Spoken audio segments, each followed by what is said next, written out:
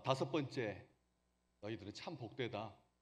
긍휼히 여기는 자는 긍휼히 여김을 받을 것이기 때문에 우리가 이 긍휼히 여긴다라고 하는 이 복이 얼마나 놀라운 복인지, 로마의 압제하에 살던 유대인들은 강팍해질 대로 강팍해져 가지고 다른 사람들을 돌볼 겨를이 없었죠.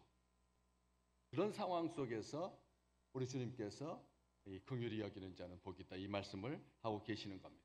독선적이고 비난하고 정죄하고 하나님의 공의를 빙자하여서 폭력을 정당화하고 잘못을 이해해주고 용서해주기보다는 헐뜯고, 그리고 다른 사람들의 단점이 내가 올라갈 수 있는 좋은 기회다 해서 요즘 그 어떤 때보다도 이 갑질이라고 하는 이 단어로 이 사회를 갈라놓게 하는, 정말 그 표현 자체가 굉장히 혐오스러운 표현이잖아요.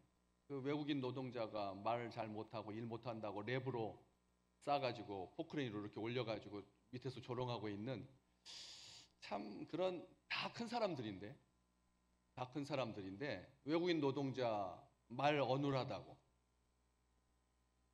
일 제대로 못한다고 그래가지고 사람을 그렇게 어떻게 포장지로 그렇게 사람을 묶을 수가 있을까 싶을 만큼 이번 한 주간은 굉장히 서운했던, 우리가 이렇게 오만하고 이렇게 독선적이 됐나. 어른들 기도하시고 또 감사하실 때 콩 한 쪽도 10형제가 나눠 먹는다. 콩 한 쪽을 어떻게 10명이 나눠 먹을 수 있겠습니까? 그런데도 그런 마음으로 살았는데 우리가 너무 트럼프 대통령이 참 말 잘했어요. 너희는 머니머신이다. 한국 사람들. 한국은 돈 기계다. 돈 기계다. 참 우리 정체성을 잘 지적해주고 있는 거죠. 지금 어떻게 사람들이 이렇게 가면 기계로 전락할 수밖에 없다. 기계로 전락할 수밖에 없다. 오늘 이 말씀이 우리로 하여금 참 우리 스스로를 많이 생각하게 하는 그런 아주 귀한 말씀인 거죠. 긍휼히 여긴다니요, 감히. 우리가 무슨 잘못한 사람은 벌 받아야 하고 상응하는 대가를 치러야 하고, 공권력이 그렇게 무디니까 잡범들이 많아지고 법을 무시하고 편법 쓰고, 정권에 따라서 돈에 따라서 움직이는 법을 믿을 수가 없어서 개인적으로 복수를 하고, 타인의 약점이나 아픔을 이용해서 자기의 욕망을 채우는 일이 얼마나 많은가, 우리 스스로를 돌아보게 하는 그런 말씀인 거죠.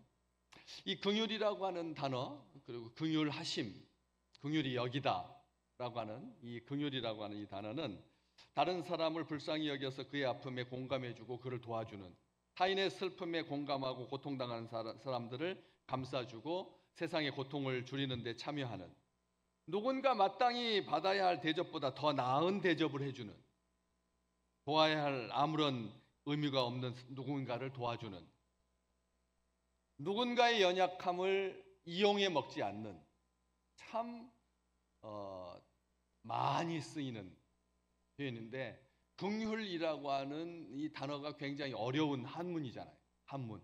긍휼이라고 하는 말을, 그래서 요즘 아이들한테 긍휼이 뭐라고 물어보면 몰라요, 무슨 말인지. 옛 성경에는 체휼이라고 하는 말도 있었거든요. 체휼, 긍휼이라고 하는 체휼, 긍휼, 동정을 뛰어넘어서 몸으로 직접 긍휼을 나타내는 구체적이고 실제적인 사랑, 이게 체휼이라는, 우리 세대도 체휼이라고 하는 말을 안 쓰는데요. 긍휼이라고 하는 말은 하나님에게만 우리에게 긍휼을 베풀어 주십시오, 가끔 사용하는 단어이지 우리 입술에서도 이미 벌써 멀리 떠나 있는 그런 단어이거든요. 그런데 이 긍휼이라고 하는 단어가 어디서부터 나왔는지 성경은 금방 가르쳐 줍니다. 모태, 자궁이라고 하는 말에서 긍휼이라고 하는 말이 나왔거든요. 모성애에서 긍휼이라고 하는, 인간의 가장 근원적인 감정이라는, 긍휼히 여긴다라고 하는, 사람 상처를 입고 폭행을 당하고 그러면 불쌍히 여기는 그런 마음이 이게 자연스러운 마음이고 근원적인 마음인데 엄마가 자신의 연약한 아기에게 느끼는 이제 막 아이를 낳은 두 여인과 솔로몬 왕이 만나지요. 그런데 만난 이유는 슬프게도 한 아이가 죽었기 때문에 두 여인 모두가 살아있는 아기가 자기 아기라고 그렇게 주장을 하지요. 솔로몬은 성경에 기록된 그 지혜의 왕으로 얘기를 반반씩 나눠가지고 줘라. 참 놀라운 말이죠. 그랬더니 진짜 엄마가 긍휼히 여기는 마음으로 울면서 자기 아기가 죽는 것을 보느니 차라리 다른 여인에게 주소서 했던 그게 바로 긍휼이거든. 긍휼이라고 하는 말은 그런 표현입니다. 이 긍휼이 그녀가 진짜 엄마라고 하는 것을 드러냈다는 거예요. 우리에게 긍휼이 우리가 하나님의 백성이라고 하는 것을 드러내는 놀라운 증거라는 것입니다. 어쩌다가 은혜 받아가지고 한 달에 3만 원씩, 한 달에 2만 원씩 정기적으로 17년 동안, 7년 동안 그렇게 아이를 키워내는 그런 정도가 아니라 정말 속 깊은 곳에서부터 이 긍휼의 마음, 긍휼히 여긴다라고 하는 말 때문에 생각만 하는 것처럼 보여요. 그런데 긍휼히 여기다라고 하니까 생각만 그런데 체휼이라고 하는 긍휼과 같은 말을 통해서 알 수 있듯이 행동이 없는 긍휼은 그것은 가증한 것이고 자기를 속이는 거라. 긍휼이 동기가 되어서 행동하시는 우리 하나님을 기억하십시오. 이스라엘 백성이 이집트에서 고통받고 압제당할 때 그들의 절규를 들으시고 긍휼히 여기셔서 그들을 구원하셨지 않습니까? 그들이 위험한 광야를 지나면서 배고프고 목말라 할 때 긍휼히 여기셔서 그들에게 필요한 모든 음식과 물과 입을 것을 공급해 주셨잖아요. 하나님의 자기 백성을 대하시는 마음의 토대는 이 긍휼이라는 거예요. 긍휼이 동기가 되어서 행동하신다는 거예요. 하지만 이스라엘 백성들은 하나님의 그러한 끊임없는 사랑과 자비에도 불구하고 계속해서 하나님을 배반하고 여호와의 긍휼을 도리어 거부하고 도리어 다른 신들에게 충성을 맹세하고 서로에게 긍휼을 베풀기보다는 폭력을 가하고 이러한 반역의 결과 포로가 되어가지고 온 세상 가운데 흩어지고 말았습니다. 하나님의 긍휼을 감사함으로 받고 다른 사람들에게 그 긍휼을 흘러내보내지 않으면 이스라엘 백성들이 흩어지는 것처럼 온 세상으로 흩어질 수밖에 없다는 것이죠. 그런데도 하나님은 그 죄악된 순간에 이사야 선지자를 통해서 이렇게 말씀하시잖아요. 주께서 나를 잊으셨다. 이스라엘 백성들이 자기들이 잘못해가지고 하나님 앞에 심판을 받아서 이렇게 된 것을 하나님께서 우리를 잊으셨다고 하니까 우리 주님께서 선지자를 통해서 말씀하십니다. 이사야서 49장 15절에 여인이 어찌 그 젖 먹는 자식을 잊겠으며 자기 태에서 난 아들을 긍휼히 여기지 않겠느냐? 그들은 혹시 잊을지라도 나는 너를 잊지 않는다. 이게 이제 하나님의 마음인 것이죠. 하나님의 마음은 잊지 않겠다. 그렇게 말씀하십니다. 그래서 다윗은 시편 103편 13절과 14절에서 그 어머니의 마음으로 긍휼을 베푸시는 것을 아버지가 자식을 긍휼히 여김같이 라고 하는 표현을 쓰거든요. 아버지가 자식을 긍휼히 여김같이. 여호와께서 자기를 경외하는 자를 긍휼히 여기신다. 그분은 우리의 체질을 아시고 우리가 단지 먼지뿐임을 기억하심이로다. 우리는 아시잖아요. 장례식이 발생하면 수요일날 장례식 해가지고 금요일날 화장해서 그리고 수목장 하든지 납골당에다 안치하든지 바다에 가서 뿌리든지 해가지고 먼지도 남지 않지. 사흘 만에 수요일날 아버지셨고 수요일날 어머니셨는데 수요일날 아내였고 수요일날 부모였는데 금요일날이면 아무것도 남지 않는다. 우리 근데 그거를 잊고 살아요. 우리가 얼마나 미약한 존재인지, 얼마나 부서지기 쉬운 존재인지 모른 채 아주 강한 것처럼 그렇게 살지요. 하나님의 가장 중요한 성품이 뭘까요? 하나님의 성품 중에서 여러 가지 있을 것 있잖아요. 그런데 하나님께서 자기 성품을 쭉 모세한테 말하면서 제일 먼저 했던 자기 성품, 그게 긍휼이거든요. 첫 성품이 출애굽기 34장 6절, 여호와께서 그의 앞으로 지나시며 선포하시되 여호와라 여호와라 뭐하고 자비롭고 은혜롭고 노하기를 더디하고 인자와 진실이 많은 하나님이라. 나는 하나님이 자기를 소개하실 때 제일 먼저 나오는 자비롭고가 긍휼이라고 하는 말이에요. 자비와 긍휼을 같이 쓰는 말입니다. 자비와 긍휼은 같은 단어입니다. 그래서 나중에 이 말씀을 가지고 시편 103편 8절에 보면 여호와는 긍휼이 많으시고 은혜로우시며 노하기를 더디하시고 인자하심이 풍부하다. 그 자비롭다라고 하는 말을 긍휼이 많다라고 하는 말로, 그 뒤는 똑같고요. 똑같이 모세에게 하나님께서 자기를 소개하셨던 그 표현을 이렇게 번역하고 있는 거죠. 자비와 긍휼은 같은 단어라는 것입니다. 출애굽기 33장 19절, 나는 은혜를 베풀 자에게 은혜를 베풀고 긍휼히 여길 자에게 긍휼을 베푼다. 느헤미야 9장 31절, 우리 하나님은 어떤 분이시냐? 주의 크신 긍휼로 그들을 아주 멸하지 아니하시며 버리지 아니하셨사오니 주는 은혜로우시고 불쌍히 여기시는 하나님이시다. 선지자들이 하나님을, 느헤미야 선지자가 하나님을 어떤 하나님이라고요? 크신 긍휼의 하나님. 하나님은 긍휼이 많으시다. 하나님을 그냥 말할 때 주의 크신 긍휼로 아주 멸하지 아니하시고 버리지 아니하셨다. 주는 은혜롭고 불쌍히 여기시는 하나님이다. 은혜롭고 불쌍히 여기시는 하나님이 바로 긍휼이 많다라고 하는 말입니다. 그런 하나님, 우리는 당연히 이 세상에서 가장 긍휼을 입은 자입니다. 아멘. 이 세상에서 가장 긍휼을 입은 자가 우리입니다. 잘 아셔야 됩니다. 다른 사람 떠나서 이스라엘의 역사를 떠나고 이 민족의 역사를 떠나고 탁월했던 사람들 다 떠나서 현재 하나님의 긍휼을 입고 하나님의 은혜 가운데서, 하나님의 자비로우심 가운데서 우리가 여기 이렇게 하나님께 예배드리고, 그렇기 때문에 우리야말로 하나님의 긍휼의 증거예요. 우리가 긍휼 입은 증거라는 것입니다. 우리가 살아있고 우리가 두 눈으로, 우리가 두 발로 하나님을 기뻐하는 마음으로 이 폭염 가운데 어제 오늘 올 여름 들어서 가장 더운 날이다 하는 이러한 속에 시원하게 앉아서 하나님께서 우리에게 예배하게 하시고, 자리를 예비하시고, 하나님께서 우리를 만나주시고, 하나님께서 우리에게 은혜 베푸시고, 우리를 건강하게 하시고, 우리로 하여금 기도하게 하시고, 우리로 하여금 찬양하게 하시고, 우리로 하여금 말씀 들을 때 아멘 화답하게 하시고, 이게 온전한 은혜이고 온전한 자비하심이고 온전한 긍휼인 거죠. 우리가 그런 존재라는 거죠. 긍휼을 여기는 자는 복이 있다라고 하는 말은 바로 그런 복을 말씀하고 계시는데, 그 긍휼히 여기는 자의 복 중에서 가장 진짜 큰 복이 뭐냐? 긍휼히 여김을 받을 것이며, 이렇게 돼 있거든요. 그런데 긍휼히 여긴다고 하는 말에 주어가 생략되어 있잖아요.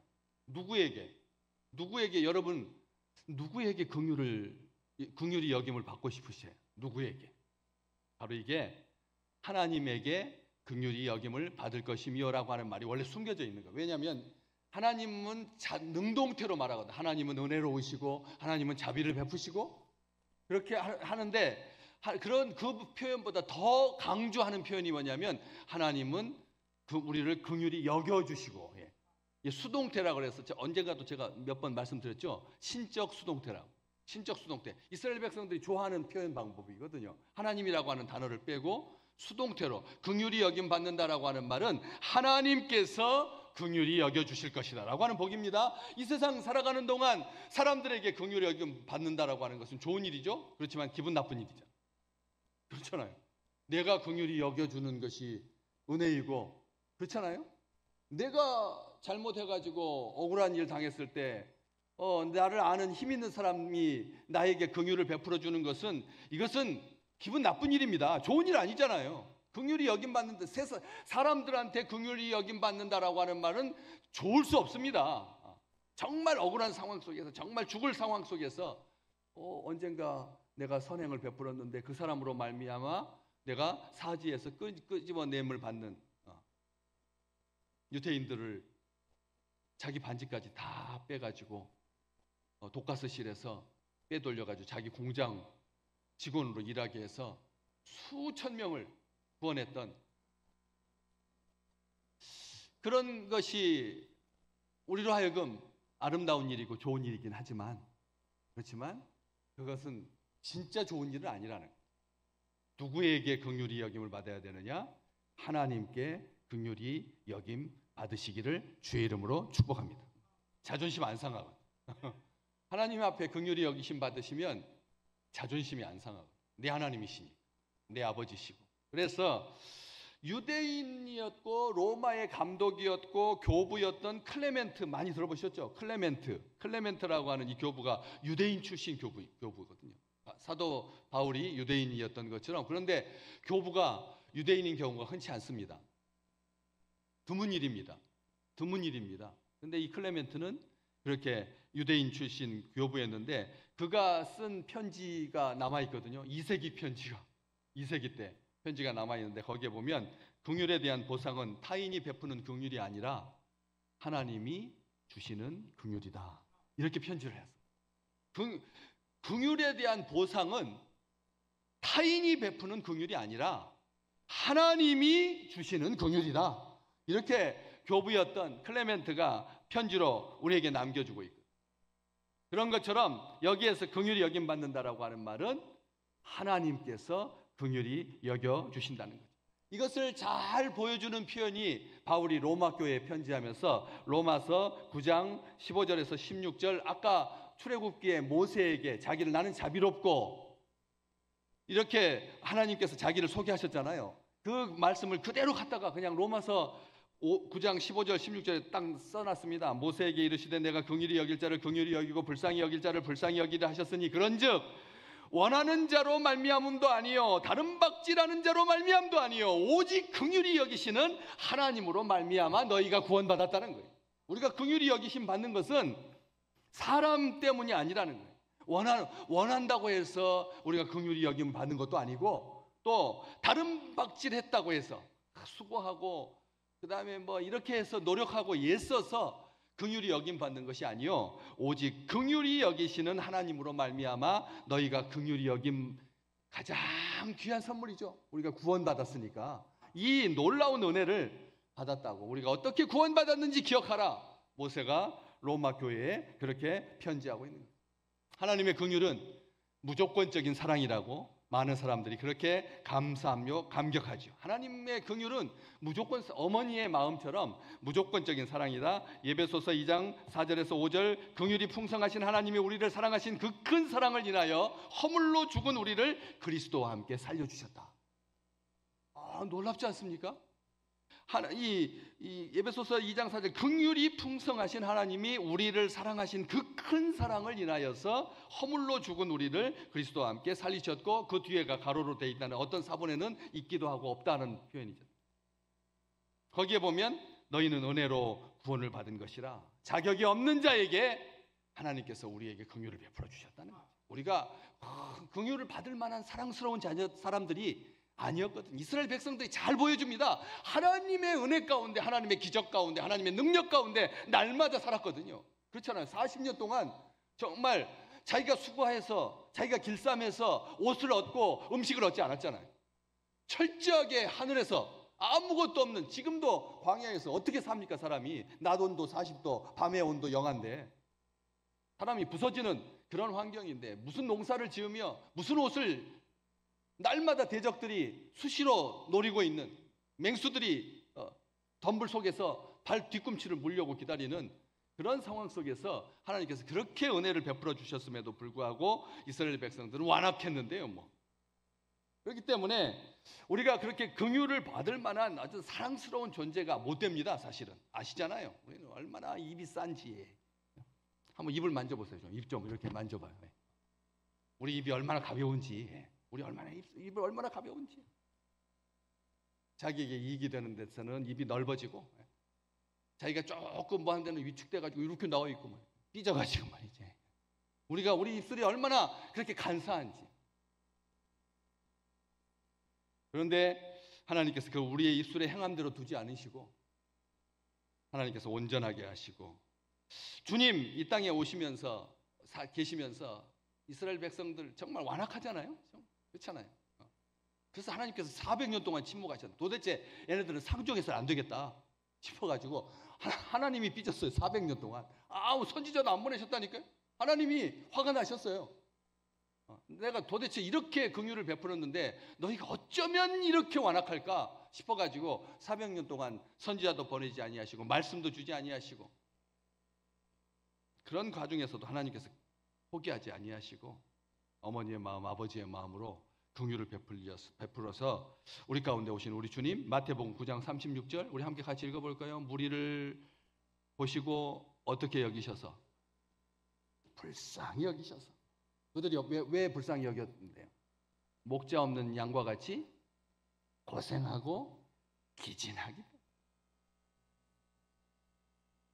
우리 주님이 우리를 불쌍히 여겨주셔서, 불쌍히 여겨주셔서.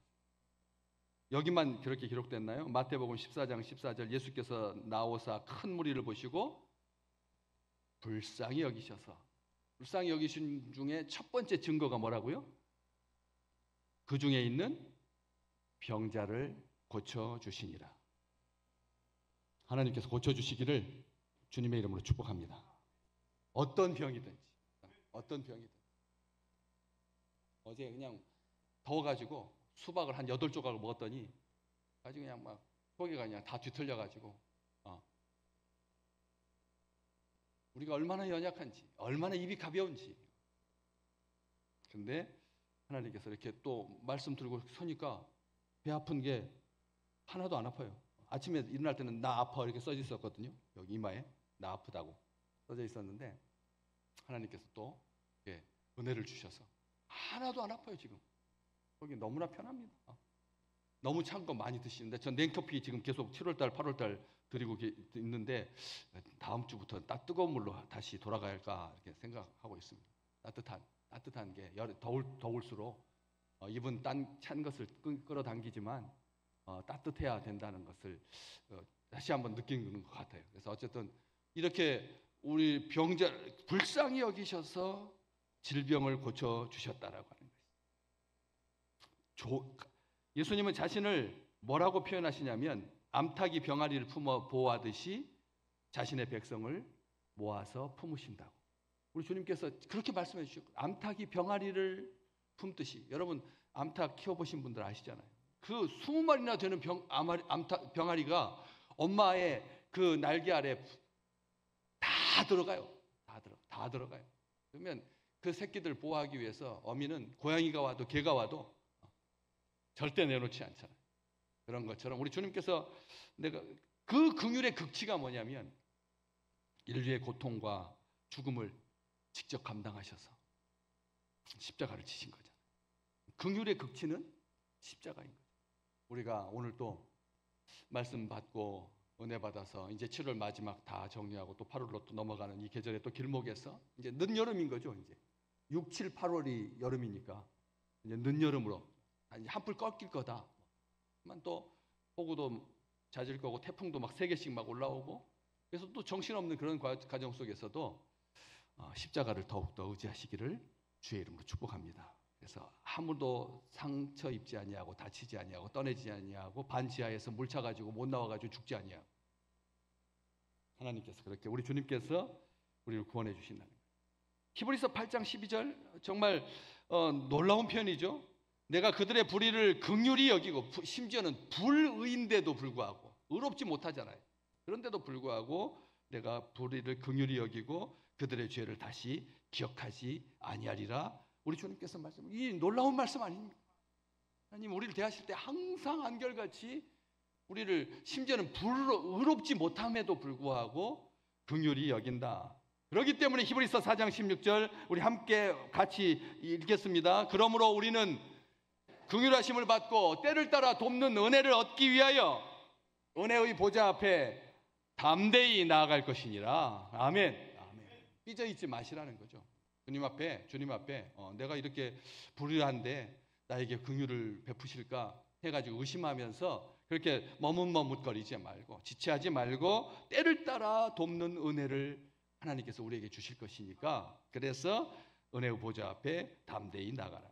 마태는 그러한 주님의 긍휼하심을 입고도 긍휼로 반응하지 않은 못된 사람들을 배은망덕하다, 심지어 악하다 라고 기록합니다. 마태복음 18장에 보면 도저히 갚을 수 없는 빚을 탕감받고도 자신에게 푼돈 빚진 자를 옥에 가두었을 때 그 주인이 그 사람에게 한 말, 마태복음 18장 32절 33절, 악한 종아, 어떻게 돼 있어요?